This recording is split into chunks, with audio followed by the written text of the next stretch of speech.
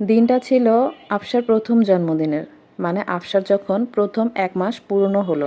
আমি আর মুস্কান চেয়েছিলাম প্রতি মাসেই ওর জন্য একটি করে বার্থডে কেক আনবো, প্রতি মাসে একটি করে কেক কাটবো, যাতে ও বড় হয়ে এগুলো স্মৃতি হিসেবে দেখতে পারে। তো মুস্কান ওর বাবাকে বলেছিল আব্বু একটা কেক নিয়ে এসো। তো ওর বাবা কেক ঠিকই নিয়ে এসেছে, কিন্তু কেকের উপর কিছুই লেখেনি। তখন আমি আইডিয়া করে এভাবে ছোট্ট একটা কাগজে হ্যাপি 1 মান্থ বার্থডে আফসা মান্নাত লিখে সাইডে 2টি টুথপিক দিয়ে সাজিয়ে দিয়েছিলাম। ওর বাবা তো বলছিল এগুলো করা ভালো না, তো এই জন্য আমি কিছু লিখে আনি নাই। কিন্তু আফসা বড় হলে কিভাবে বুঝবে যে ওর জন্য আমরা কেকটা এনেছিলাম।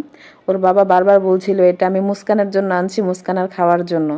আমি বললাম যে না, আমি ওর জন্য এই জিনিসটা করব আর লিখে রাখবো যে ওর বাবা ওর জন্য 1 মাসের সময় কেক এনেছিল। তো যাই হোক, এরপর থেকে আফসার এখন 7 মাস, প্রতি মাসে একটি করে কেক আনা হয়। আফসা তো খেতে পারে না, ওর নামে আর কি আমাদের কেকগুলা খাওয়া হয়। আমরা খুবই এনজয় করি এই জিনিসটা। তো যাই হোক, আফসা তো আর কেক কাটতে পারবে না, ওর পরিবর্তে ওর বড় বোনই প্রতি মাসে কেকগুলো এখন কাটছে, যতদিন পর্যন্ত আর কি আফসা কাটতে না পারবে। মুস্কানের কেক এতটাই পছন্দ, দেখেন কাটার আগে আগেই ও একটু একটু করে মুখে দিচ্ছে।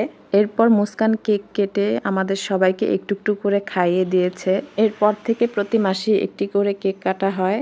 আর আমি চেষ্টা করি পাশে আফসাকে রেখে একটি করে ছবি তোলার জন্য, যে ওর প্রতি মাসে আমরা কিভাবে বার্থডে প্ল্যান করতাম আর বার্থডের কেকগুলা কাটতাম। তো আমার চেয়ে বেশি হলো মুস্কানের শখ, ও ওর ছোট বোনের প্রত্যেকটা স্মৃতি ধরে রাখতে চায়, কারণ ওর কোনো স্মৃতি আমরা অমনভাবে রাখতে পারিনি। তো আজকের মতো এখানেই বিদায়, সবাই ভালো থাকবেন, আল্লাহ হাফেজ।